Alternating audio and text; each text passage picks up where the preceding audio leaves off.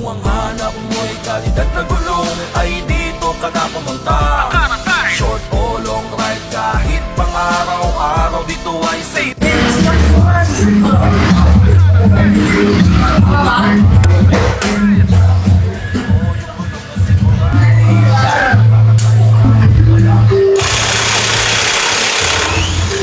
Tara na mga paps at akaratayos, dahil ang mga gulong nila ay sigurado smooth ang biyahe, di magiging kabado ang mga